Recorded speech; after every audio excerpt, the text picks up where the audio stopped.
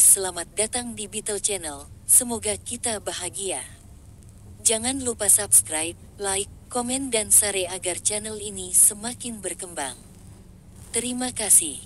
Novel jenius luar biasa.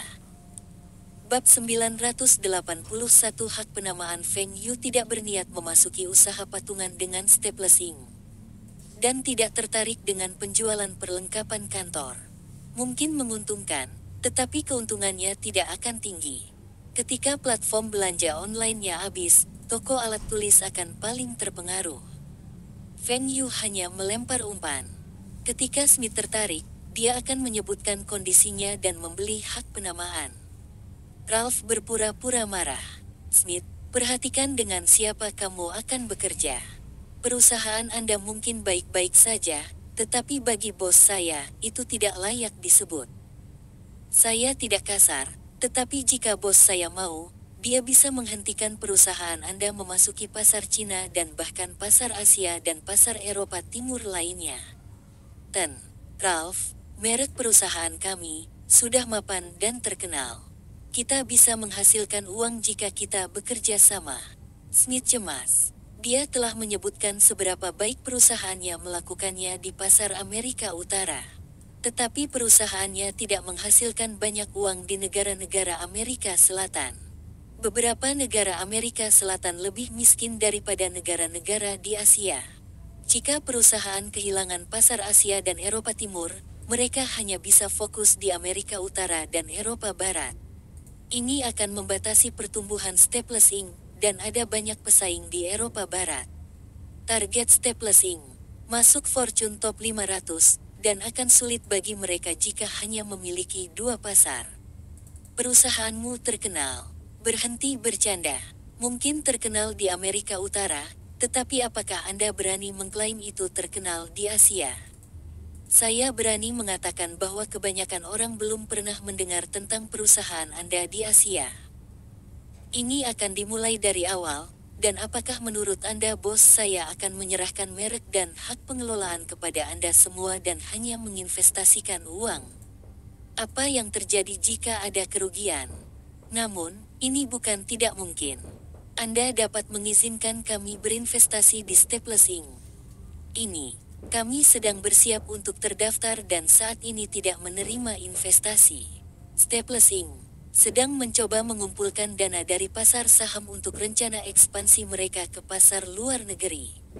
Ini akan meningkatkan nilai perusahaan dan tetap tidak menurunkan kekuatan pemegang saham.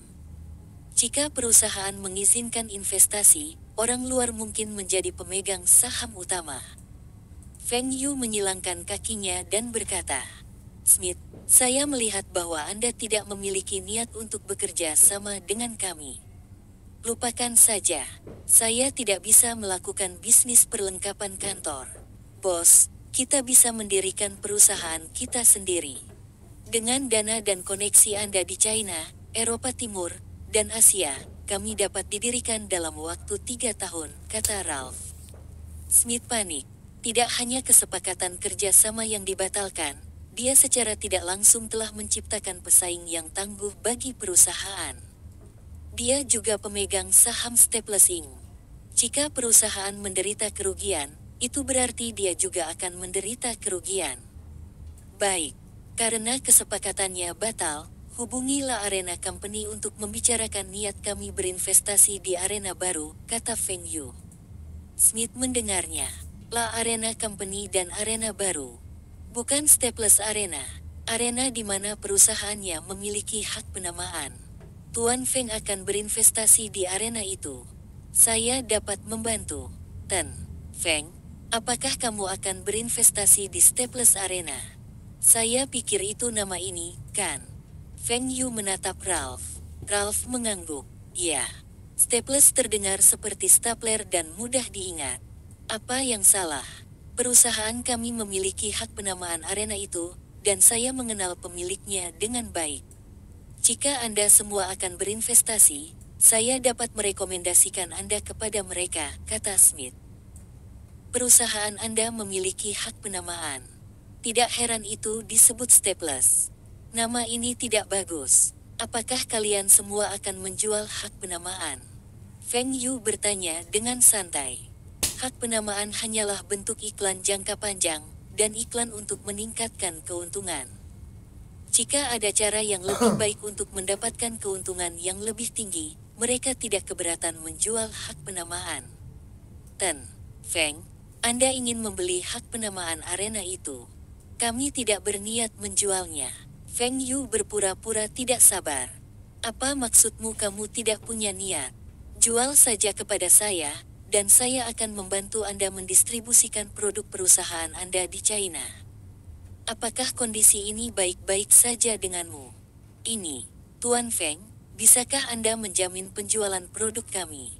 Smith, apakah kamu bercanda? Siapa yang dapat menjamin penjualan produk Anda?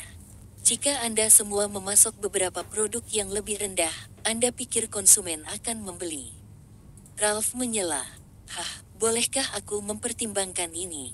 Saya perlu berdiskusi dengan pemegang saham lainnya. Kamu sangat merepotkan. Kembalilah padaku secepat mungkin. Jika terlalu lama, lupakan saja. Saya mendengar ada rencana untuk membangun arena dalam ruangan baru di Houston. Setelah Smith pergi, Feng Yu bertanya pada Ralph. Apakah menurutmu mereka akan setuju? Jika mereka setuju, apa syaratnya? Mereka akan setuju. Mereka menggunakan hak penamaan untuk ditukar dengan tiket untuk memasuki pasar Cina, dan mereka dapat menggunakan pasar Cina sebagai batu loncatan untuk memasuki seluruh Asia. Lebih penting lagi, statusmu akan banyak membantu mereka. Feng Yu memperhatikan bahwa gelar miliarder kedua dunia sangat berguna. Setidaknya, lebih banyak orang tahu siapa Feng Yu, dan gelarnya dapat membuat pihak lain intim selama negosiasi. Mereka mungkin mengajukan persyaratan seperti meminta kami untuk menjamin distribusi produk mereka di China atau membantu mereka mendirikan toko retail mereka. Saya pikir kondisi ini tidak menjadi masalah bagi Anda, dan bahkan dapat menghasilkan uang. Feng Yu mengangguk. Betul sekali. Ini akan menjadi situasi yang saling menguntungkan bagi kami. Feng Yu bisa membiarkan mereka menyewa tempat dan mendirikan toko retail di Taihua Hypermarket. Mereka dapat membuka lebih dari 100 toko jika mereka mampu membelinya. Pada sore hari ketiga, Ralph menerima telepon dari Smith yang mengatakan bahwa perusahaan mereka telah memutuskan untuk menjual hak penamaan kepada Feng Yu, sebagai imbalan atas dukungan Feng Yu di Tiongkok. Mereka akan mengirim perwakilan untuk menegosiasikan detailnya. Feng Yu tersenyum ketika Ralph memberitahunya tentang ini. Dia telah berhasil mendapatkan hak penamaan. Di masa depan, arena indoor di La ini akan disebut Wind and Rain Center. Setiap orang yang pergi ke sana akan menyadarinya, dan merek Wind and Rain akan memiliki pijakan di La seperti Wind and Rain Empire State Building di New York. Ralph akan menangani negosiasi yang tersisa, dan Feng Yu membawa 2 orang bersamanya ke San Francisco. Kedua orang jenius itu seharusnya mengembangkan mesin pencari itu. Bab 982 halaman dan Sergey Universitas Stanford terletak di daerah San Francisco dan dekat dengan lembah Silikon. Ini adalah salah satu dari 10 universitas top dunia, dan banyak pemenang hadiah Nobel dan pengusaha sukses telah lulus darinya. Para elit dari universitas ini termasuk pendiri HP, Yahoo, Nike, Logitech, Firefox, Cisco Systems, eBay, Dell. Dan banyak manajemen puncak MNC berasal dari universitas ini juga. Hari ini, Feng Yu datang ke San Francisco untuk bertemu dengan 2 jenius perangkat lunak, yang dia kagumi di kehidupan sebelumnya. Larry Page dan Sergey Brin. Dalam kehidupan Feng Yu sebelumnya, kedua jenius ini telah mendirikan mesin pencari terbesar di dunia, Google. Larry Page masih belum menyadari nilai mesin pencari mereka dan telah berdiskusi dengan Sergey untuk menjual teknologi ini ke Yahoo seharga $1 juta Amerika Serikat. Bagaimanapun, pendiri Yahoo adalah teman sekolah mereka. Namun, Sergey masih ragu, karena dia merasa ini adalah kesempatan untuk memulai perusahaannya sendiri. Meskipun Larry dan Sergey bahkan tidak memiliki 10.000 dolar Amerika Serikat sekarang, mereka dapat mencari investor. Feng Yu telah meminta anak buahnya untuk membagikan selebaran di Universitas Stanford, menunjukkan bahwa dia bersedia mempertimbangkan untuk berinvestasi di perusahaan manapun selama dia yakin. Ketika Sergey mengetahui hal ini, dia membujuk Larry untuk menghentikan ide menjual teknologi ini dan menelepon nomor yang ada di selebaran. Feng Yu telah memberitahu Ralph untuk memperhatikan kedua nama ini sejak lama. Ketika dia tahu Sergey telah menelepon, dia meminta Ralph untuk memberitahu Sergey bahwa dia akan pergi untuk melihat teknologi mereka. Jika dia tertarik, dia akan berinvestasi atau membeli teknologi mereka. Hari ini, Larry dan Sergey akan bertemu Feng Yu di sebuah restoran dekat sekolah mereka. Mereka sangat gugup, karena mereka akan bertemu dengan salah satu taipan top dunia, dan takut Feng Yu tidak tertarik dengan mesin pencari mereka. Feng Yu tiba di restoran dengan 8 pengawal dan menarik perhatian semua orang. Semua orang penasaran, siapa laki-laki itu? Mengapa dia dikelilingi oleh pengawal? Apakah dia seorang superstar? Dia terlihat Asia. Mungkinkah dia menjadi Bruce Lee berikutnya? Feng Yu telah menerima wawancara oleh kurang dari Forbes lebih besar dari tetapi menolak untuk mempublikasikan fotonya. Meskipun beberapa surat kabar telah menerbitkan foto-foto Feng Yu sebelumnya, tidak banyak orang yang memperhatikannya. Itulah sebabnya kebanyakan orang masih tidak tahu seperti apa Feng Yu. Di sudut restoran, dua pemuda dengan rambut acak-acakan dan jenggot lebat, panik ketika mereka melihat pengawal tinggi dan besar berdiri di depan mereka. Larry Page dan Sergey Brin.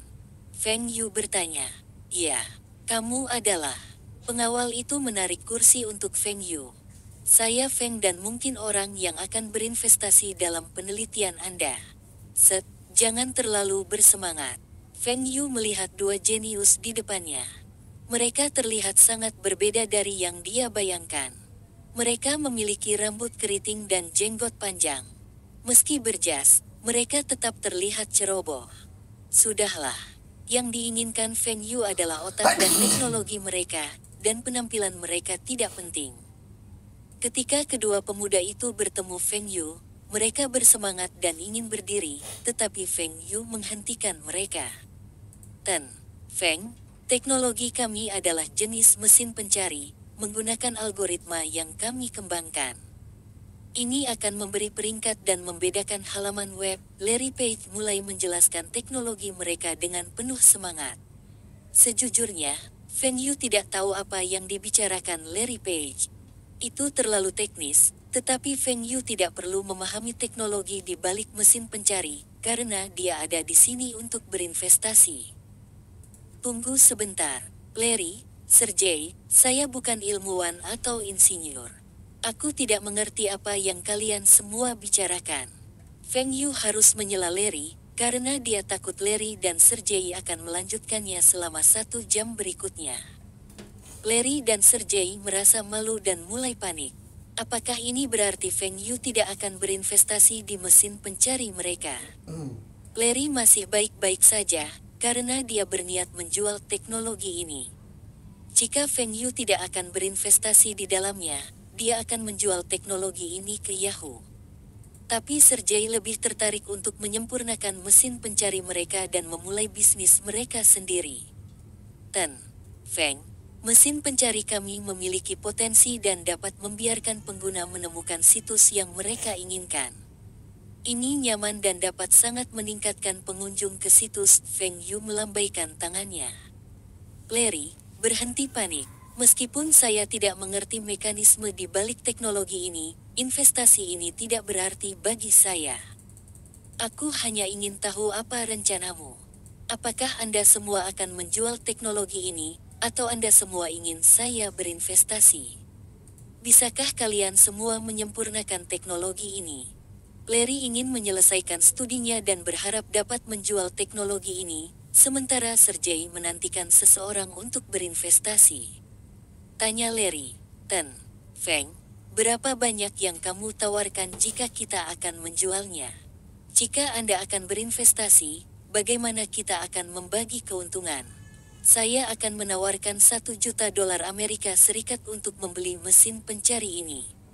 Saya pikir saya satu-satunya orang yang akan menawarkan harga ini.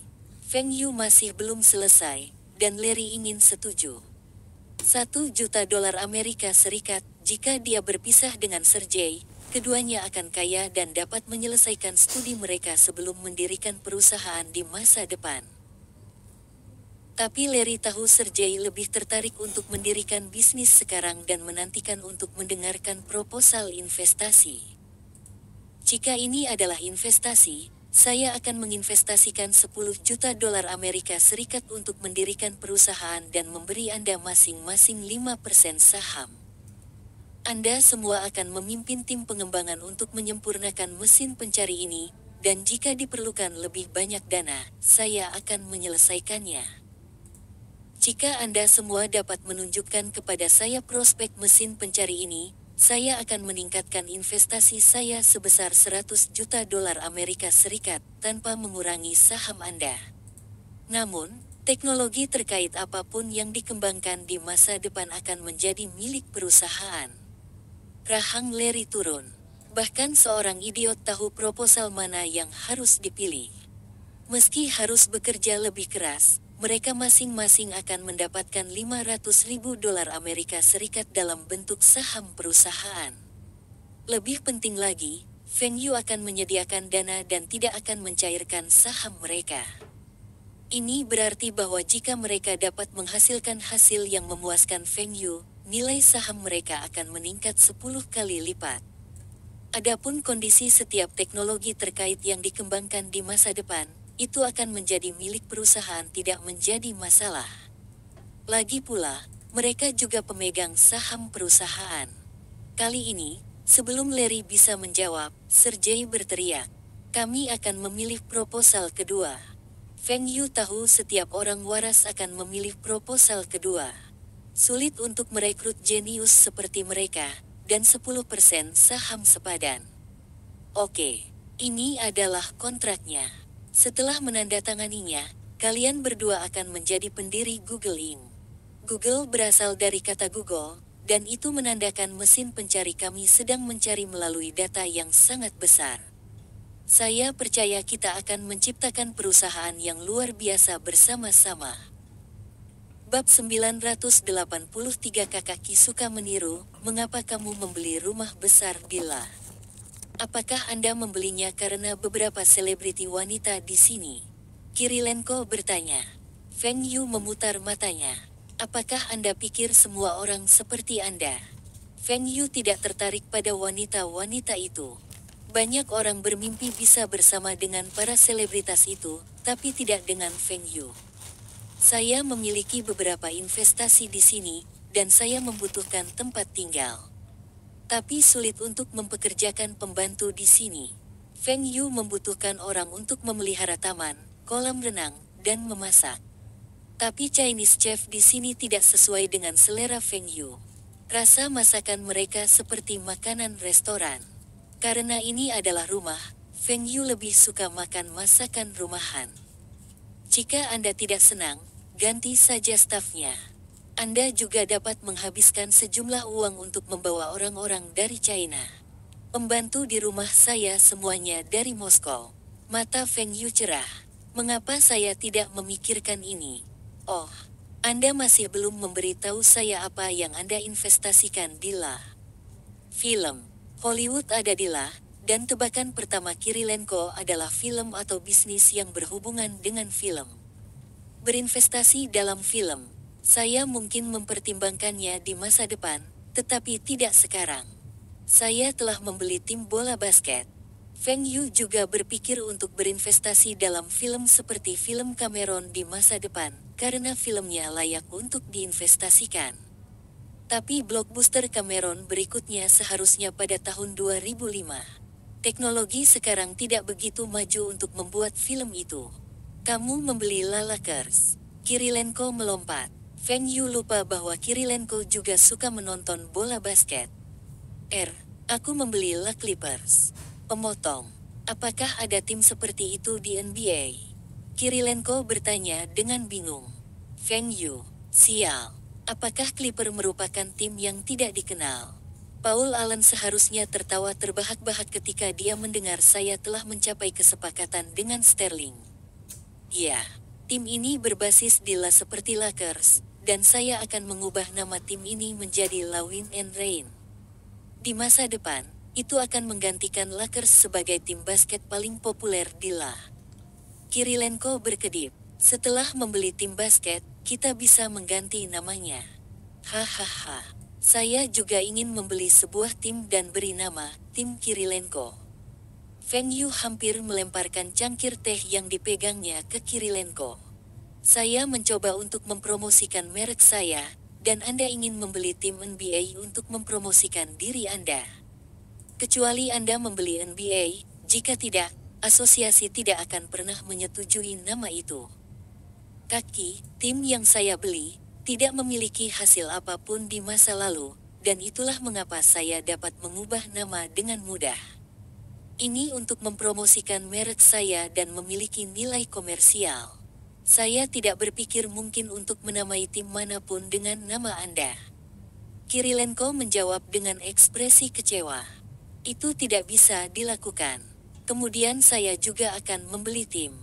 Ya, saya akan membeli tim dari kota besar. Apa pendapat Anda tentang New York Knicks?